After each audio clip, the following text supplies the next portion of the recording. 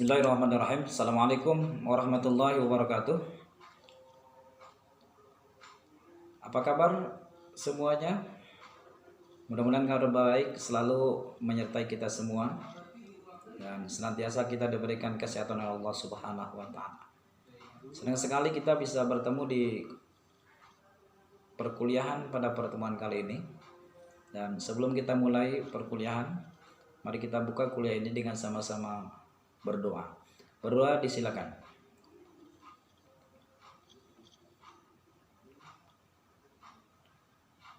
Berdoa selesai. Hadir semuanya. Alhamdulillah. Mudah-mudahan semuanya hadir dan bisa menyimak pembelajaran pada pertemuan kali ini. Tema kuliah hari ini adalah kita akan bicara tentang kedudukan, tugas, dan fungsi guru. Sekali lagi, tema kita diskusi hari ini adalah tentang kedudukan, tugas, dan fungsi guru. Tujuan dari perkuliahan hari ini diharapkan rekan-rekan setelah mengikuti perkuliahan bisa memahami tentang bagaimana kedudukan guru, bagaimana tugas guru, dan bagaimana fungsi guru. Saudara-saudara yang berbahagia, ada 3 jenis guru dalam konteks pendidikan. Yang pertama ada yang disebut dengan guru tangtu.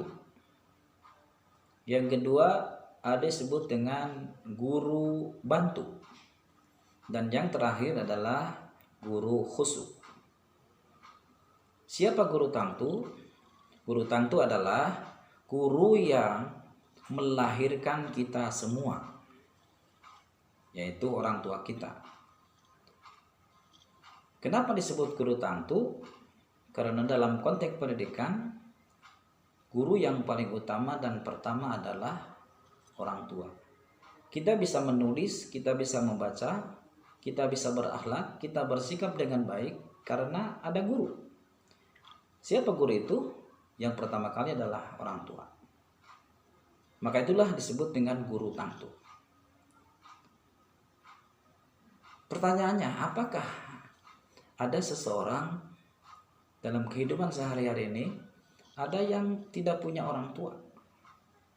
Kita yakin dan percaya semua yang ada di dunia ini adalah lahir dari orang tua, yaitu ibu. Dan orang tua itulah sesungguhnya yang disebut dengan guru tangtu.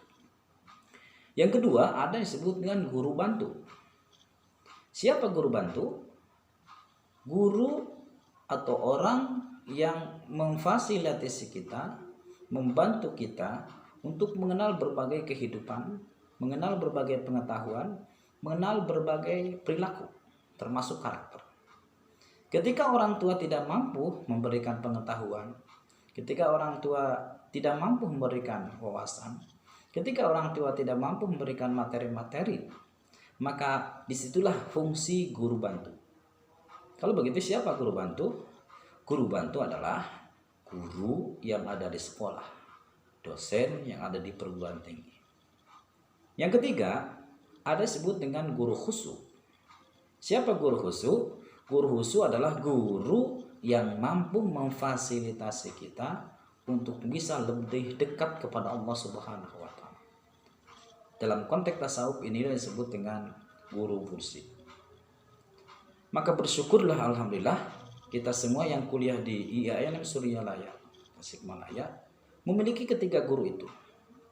1 guru tangtu, 2 guru bantu, yang ketiga guru khusyuk. Nah, pertanyaan berikutnya adalah apa yang harus kita lakukan terhadap ketiga guru itu? Kewajiban kita adalah menghormati, memuliakan ketiga guru itu. Baik menghormati orang tua, menghormati guru, menghormati dosen, termasuk memuliakan guru khusyuk, yaitu guru mursyid. Kenapa? Karena guru memiliki kedudukan yang sangat tinggi. Ada sebuah mafudot yang menyatakan kadal muallimu rasulan. Kadal muallimu rasulan. Nyaris kedudukan guru itu disejajarkan dengan kedudukan rasul. Nah, pertanyaannya, kenapa guru itu disejajarkan dengan rasul? Karena guru memiliki kemuliaan. Kenapa rasul dimuliakan? Apakah rasul dimuliakan karena hartanya? Apakah rasul dimuliakan karena kekayaannya? Tidak. Rasul dimuliakan karena akhlaknya. Innama bu'itsu liutammima makarimal akhlak. Maka kalau guru ingin disejajarkan dengan rasul, maka guru harus memiliki akhlak. Mari kita cross check di mana letak kemuliaan guru.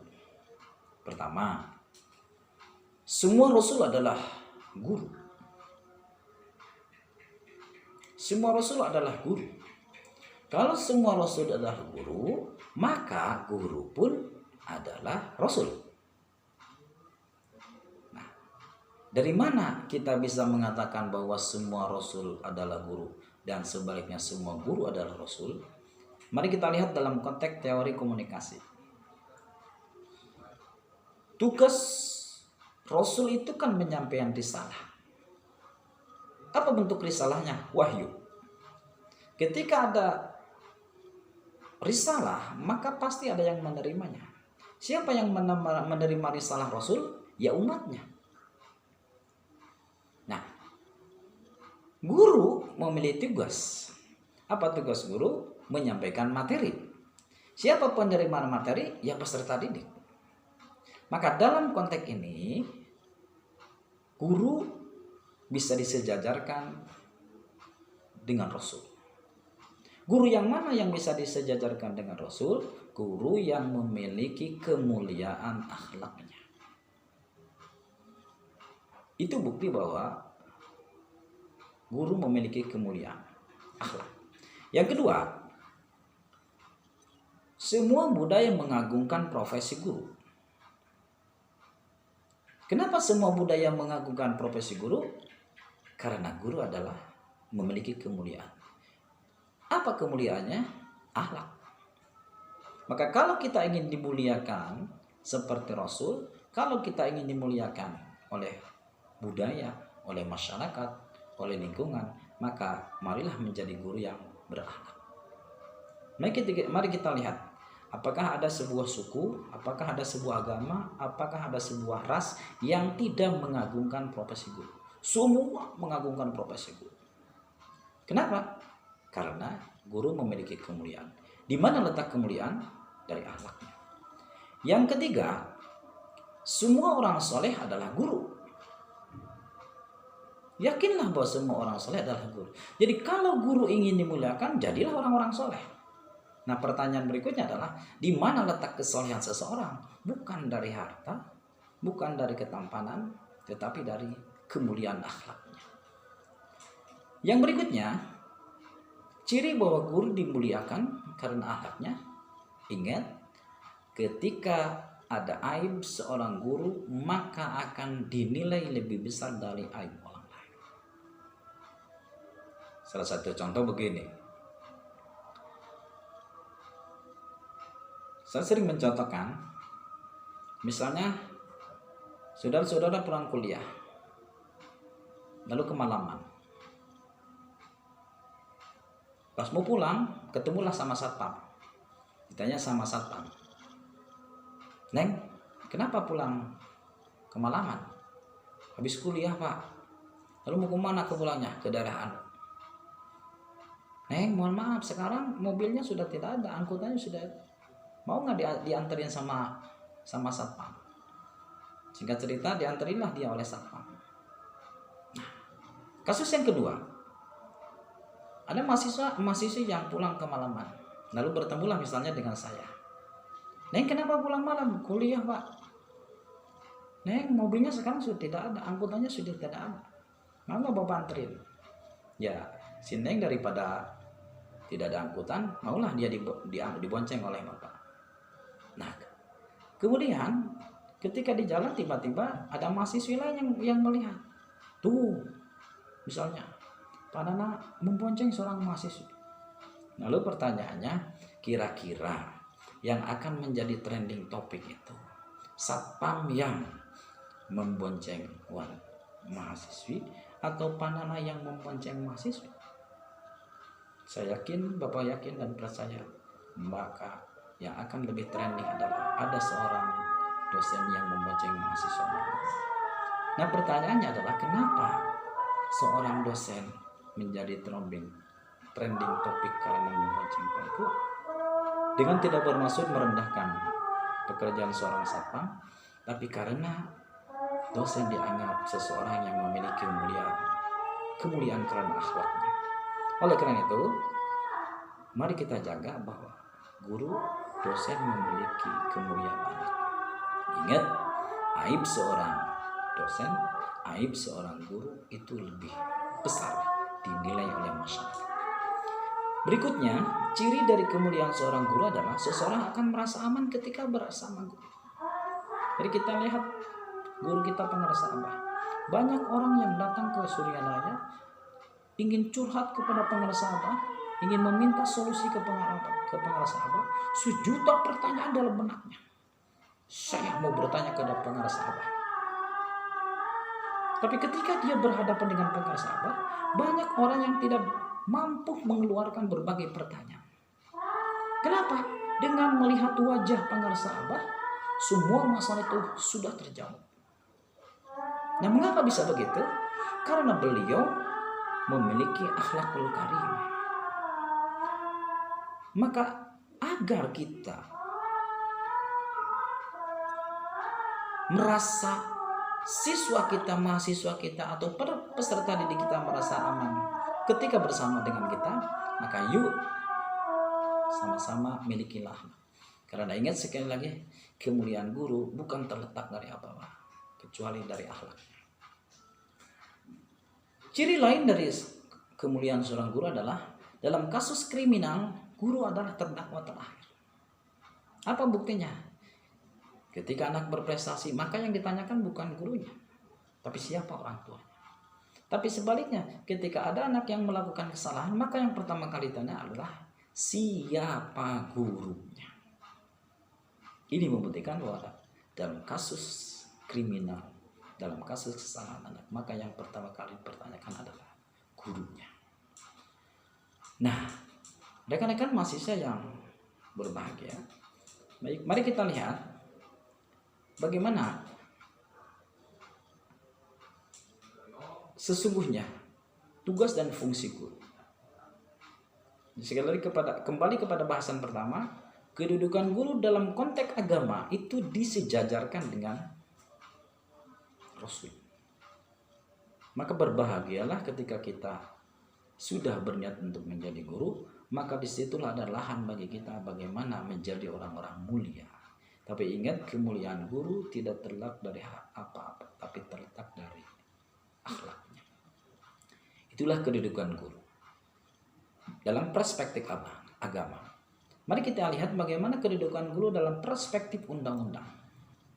Seperti pada perkuliahan sebelumnya kita sudah jelaskan bahwa kedudukan guru dalam undang-undang, terutama Undang-Undang Guru dan Dosen nomor 14 tahun 2005, guru adalah pendidik profesional.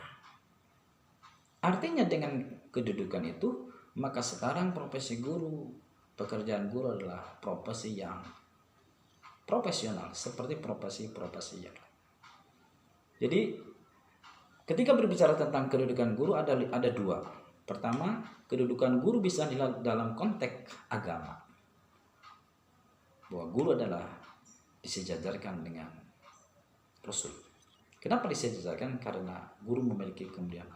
Yang kedua, dalam konteks undang-undang, guru dianggap sebagai tenaga yang profesional. Yang berikutnya adalah bagaimana fungsi guru. Fungsi guru menurut Undang-Undang Guru dan Dosen, yang pertama, guru berfungsi meningkatkan martabat. Martabat siapa? Pertama, martabat guru sendiri. Yang kedua, martabat peserta didik. Yang ketiga, martabat bangsa dan negara. Dari sisi inilah tugas guru adalah mulia. Yang kedua, fungsi menurut undang-undang guru adalah meningkatkan mutu pendidikan. Jadi siapa yang paling bertanggung jawab meningkatkan mutu pendidikan? Ya guru. Ingat, tidak ada pendidikan, maka tidak ada pembangunan ekonomi dan sosial. Tidak ada pembangunan ekonomi dan sosial ketika di situ tidak ada guru. Maka orang yang paling terdepan membangun bangsa dan negara adalah guru. Jadi ada dua fungsi guru menurut undang-undang. Yang pertama meningkatkan martabat guru, martabat peserta didik, dan martabat bangsa dan negara. Yang kedua adalah meningkatkan mutu pendidikan. Nah, tugas pokok guru. Menurut Daud Yusuf ada 3 tugas pokok guru. Yang pertama adalah tugas profesional. Apa tugas profesional? Melaksanakan yang 5M itu.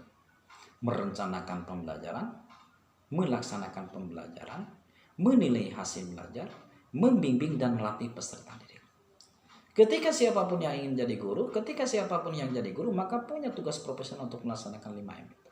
Ini lagi kita ulang, tugas profesional guru adalah terkait dengan 5M.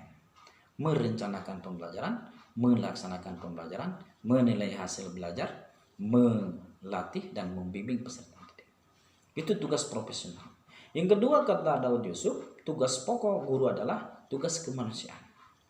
Apa dimaksud dengan kemanusiaan? Bagaimana guru bisa memfasilitasi manusia, yaitu peserta didik, agar dia menjadi manusia yang hakiki, manusia yang bermanfaat bagi dirinya, bermanfaat bagi keluarga, bermanfaat bagi masyarakat. Tugas mulia bagi guru. Yang ketiga, tugas pokok bagi guru adalah menurut Daud Yusuf adalah tugas kemasyarakatan. Guru tidak terlepas dari kehidupan masyarakat. Guru berbau dengan masyarakat. Guru adalah warga negara. Ketika seorang guru menjadi warga negara, maka dia berkewajiban menjadi warga negara yang baik, memberi contoh masyarakat agar dia menjadi warga negara yang baik. Itulah tugas pokok menurut Daud Yusuf. Nah,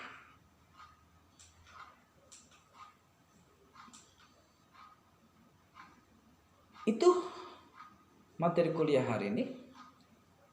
Kalau kita buat kesimpulan, maka kedudukan guru bisa dilihat dari 2. Pertama dalam perspektif agama, yang kedua dalam perspektif undang-undang.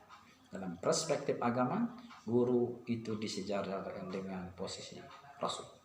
Dalam perspektif undang-undang, guru adalah tenaga profesional. Tugas pokok guru yang pertama adalah tugas profesional, tugas kemasyarakatan, dan tugas kemanusiaan.